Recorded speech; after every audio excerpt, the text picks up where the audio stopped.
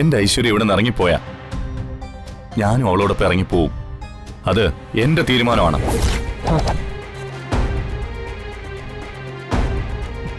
ഇത് നിന്റെ അവസാന തീരുമാനമാണോ? അതെ. ആ അർത്ഥത്തിൽ എന്റെ പ്രിയപ്പെട്ട മരുമകള് തന്നെയാ വന്നിട്ട് പോയതും. ഞങ്ങൾക്കും ചില കാര്യങ്ങളൊക്കെ സംസാരിക്കാനുണ്ട്. സംസാരിക്കേണ്ടത് ഞാനും എന്റെ മകനും തമ്മിൽ സംസാരിച്ചോളാം. ആ അർജുൻ, എന്റെ മൂഡ് നശിപ്പിക്കാതെ നിനക്ക് പറയാനുള്ളത് എന്താണെന്ന് വെച്ചാ പറഞ്ഞു. അമ്മയുടെ ഭാവി മരുമകള്, അതായത് ആഭ്യന്തരമന്ത്രിയുടെ മകള് ഐശ്വര്യ അപമാനിക്കുന്ന രീതിയിൽ പെരുമാറി, മോശമായ രീതിയിൽ സംസാരിച്ചു.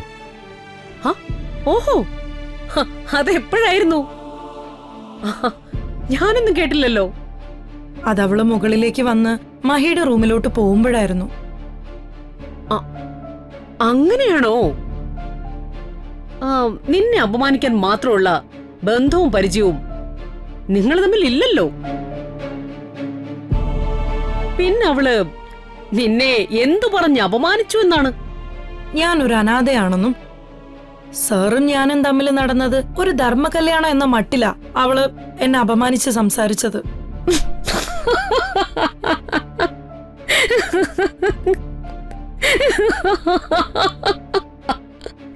അയ്യോ, അതൊരു അപമാനമല്ലല്ലോ. അവള് പറഞ്ഞത് സത്യമല്ലേ? നിന്നെ ആരും കല്യാണം കഴിച്ച് ഇവിടെ കൊണ്ടുവന്നതല്ലല്ലോ.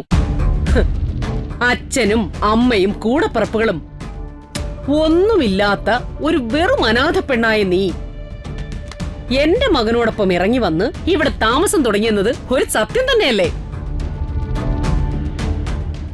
ആ ഒരു സത്യം മാത്രമല്ലേ അവള് പറഞ്ഞത്? അവള് പറഞ്ഞത് നിനക്ക് അപമാനമായെങ്കിൽ നിന്റെയും ഇവന്റെയും പ്രവൃത്തി എനിക്ക് എന്തുമാത്രം അപമാനമായിരുന്നിരിക്കും എന്നൊന്ന് ചിന്തിച്ചു നോക്ക്.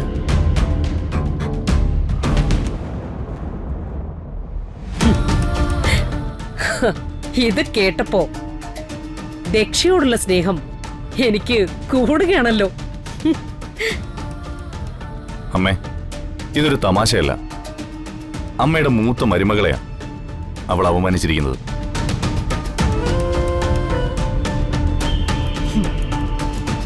മൂത്ത മരുമകളോ? ആരുടെ മരുമകൾ? ഇവളെ ഞാൻ എന്റെ മരുമകളായിട്ട് അംഗീകരിച്ചിട്ടേ ഇല്ല. എന്റെ മകന്റെ വിവാഹം നടന്നതായി ഞാൻ കരുതുന്നുമില്ല. എന്റെ മകൻ ധർമ്മകല്യാണം കഴിച്ചുവെന്ന് ദക്ഷ പറഞ്ഞത് നിനക്ക് അപമാനമായെങ്കിൽ നീ അവളോടൊപ്പം ഒളിച്ചോടി വന്ന് ഇവിടെ താമസിക്കുകയാണെന്ന് ഞാൻ പറഞ്ഞാൽ അതിനെന്ത് മറുപടിയാ നിനക്ക് പറയാനുള്ളത്? ആ, പഴയ നായർ തറവാടുകളിൽ സംബന്ധം എന്നൊരു സമ്പ്രദായമുണ്ടായിരുന്നു. എപ്പോ വേണമെങ്കിലും വെച്ചൊഴിയാവുന്ന ഒരു ബന്ധം.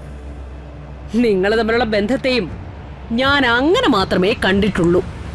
നിങ്ങളുടെ ബന്ധത്തിനെ ദാമ്പത്യമായോ വിവാഹബന്ധമായോ ഞാൻ കണ്ടിട്ടില്ല.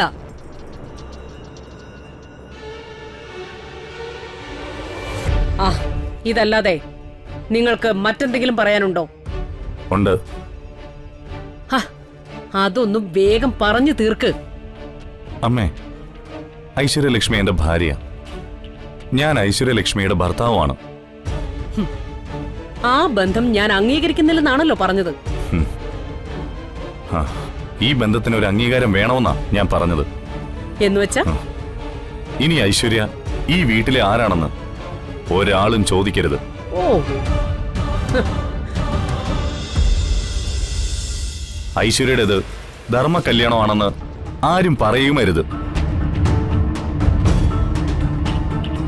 ഞങ്ങളുടെ ബന്ധത്തിന് ഒരു അംഗീകാരം വേണം.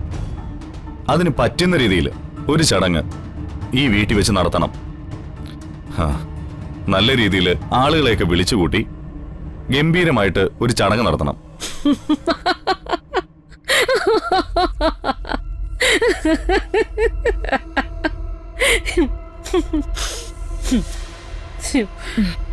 സാറ് പറഞ്ഞത് ഒരു തമാശയല്ല, കാര്യമാ. ഉം, ഞങ്ങളുടെ ബന്ധത്തിനും ഒരു അംഗീകാരം വേണം. അംഗീകാരം കിട്ടിയില്ലെങ്കിൽ ഉം, എങ്കിൽ പിന്നെ ഒരു നിമിഷം ഞാൻ ഈ വീട്ടിൽ നിൽക്കില്ല. ഞാനിവിടെ നിന്ന് ഇറങ്ങിപ്പോവും. ആ, എങ്കിൽ ഇനി സമയം കളയണ്ട. എത്രയും പെട്ടെന്ന് നീ നിന്റെ ഭാണ്ഡം മുറുക്കിക്കോ. വഴിച്ചെലവിന് ചില്ലറ കാശ് വല്ലതും വേണമെങ്കിൽ അതും ഞാൻ നിന്റെ മുഖത്തേക്ക് എറിഞ്ഞേക്കാം. അതും കൊണ്ടുവയ്ക്കോ. ഇപ്പൊ ഐശ്വര്യ പറഞ്ഞതേ തമാശയായിട്ടല്ല, കാര്യമായിട്ടാ. ഞാൻ പറഞ്ഞതും തമാശയല്ല, ഗൗരവത്തോടെ തന്നെയാ.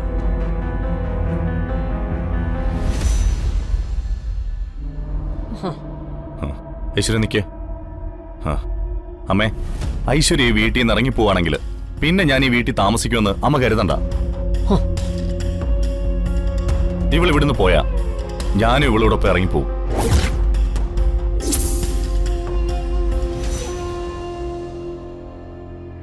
ഈ വീട് വിട്ടു പോവോ നീ?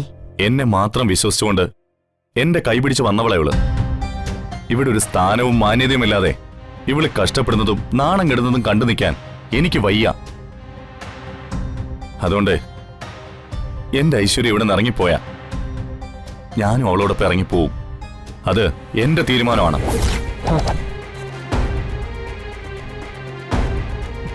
ഇത് നിന്റെ അവസാന തീരുമാനമാണോ? അതെ. ഒന്നുകിൽ ഞങ്ങൾ ഒരുമിച്ച് ഈ വീട്ടില്, അല്ലെങ്കിൽ ഒന്നിച്ച് ഇവിടെ നിന്ന് ഇറങ്ങിപ്പോവും.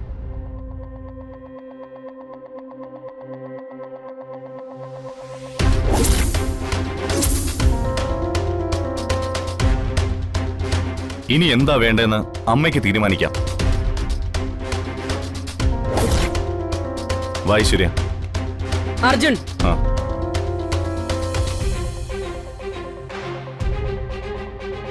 എനിക്ക് ഐശ്വര്യയോട് തനിച്ച് സംസാരിക്കണം. ഹ, നീ പോയിക്കോ, ഞങ്ങളൊന്ന് സംസാരിക്കട്ടെ.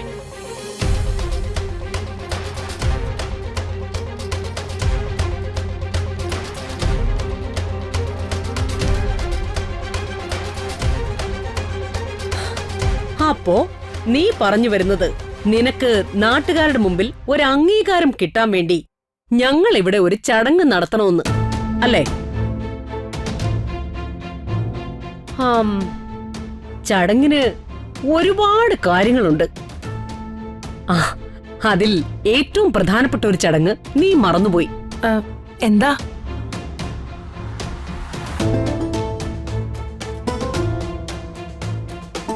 ദാ, ഇത് തന്നെ.